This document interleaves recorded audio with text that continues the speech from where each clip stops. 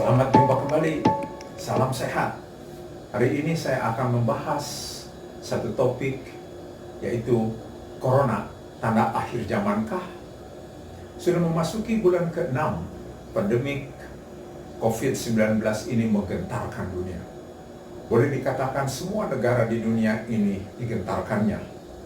Terlepas dari kontroversi ada tidak adanya virus Corona 19 ini, namun berkaitan dengan pandemik ini timbul tanda tanya, apakah ini tanda akhir zaman?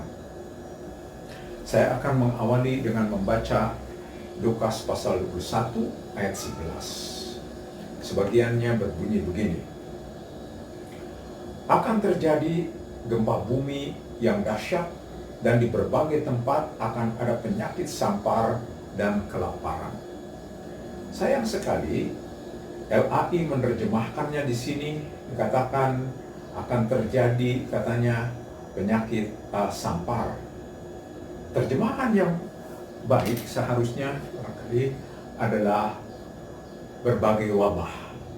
Sekalipun Matius dan Markus tidak menulisnya secara eksplisit tentang wabah tersebut, namun keduanya menuliskan bahwa konflik antar bangsa, kelaparan, gempa bumi akan terjadi sebagai tanda awal dari akhir zaman. Matius 24 ayat 7 dan 8 serta Markus 13 ayat yang ke-8. Kegentaran terhadap pandemik COVID-19 ini yang terjadi sudah 6 bulan ini menimbulkan pertanyaan besar tadi, apakah betul akhir zaman ini? Kita melihat satu abad ke belakang, tepatnya pada tahun 1918 sampai 1920, dunia dilanda oleh wabah yang disebut flu Spanyol yang memakan korban 50 juta. Pada waktu itu pun orang berpikir bahwa itu adalah penanda akhir zaman. Namun sudah lewat 100 tahun hingga sekarang ini.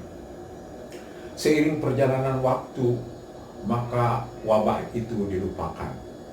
Akankah pandemi COVID-19 juga perlahan-lahan hilang dari ingatan bersama-sama dengan saudara-saudaranya yang terdahulu, yaitu MERS dan SARS? Dari sisi korban sengatan COVID ini, bila dibandingkan dengan angka kematian harian saja dari angka tahun lalu, sebenarnya tidak terlalu signifikan. Pada tahun lalu tercatat 1,6 juta orang meninggal di Indonesia ini. Kalau satu tahun 1,6 juta, artinya per hari itu 4.383 orang.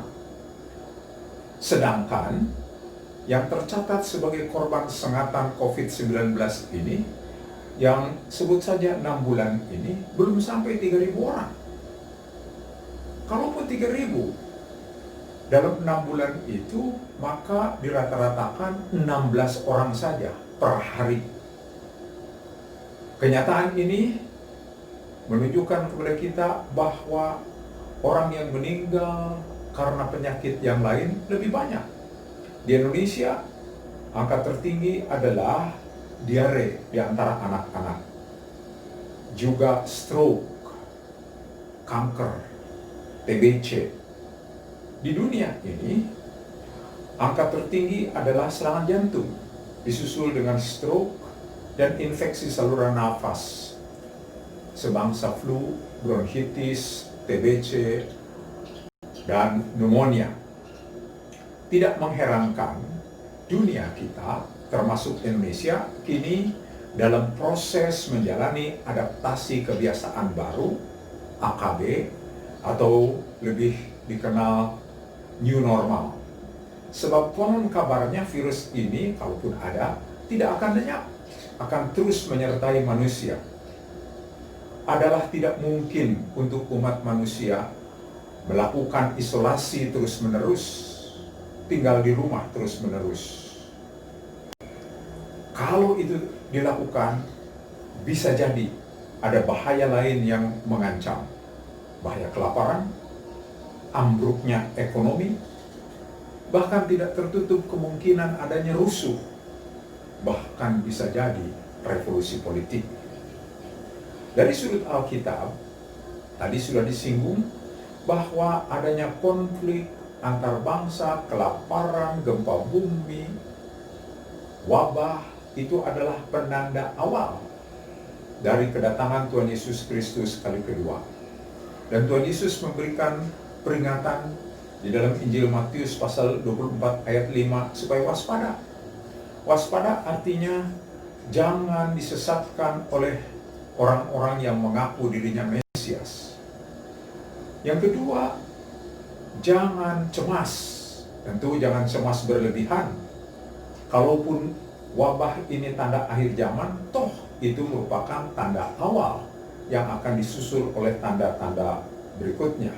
Matius 24 ayat yang ke-6. Siapkan diri untuk memasuki pola hidup AKB tadi.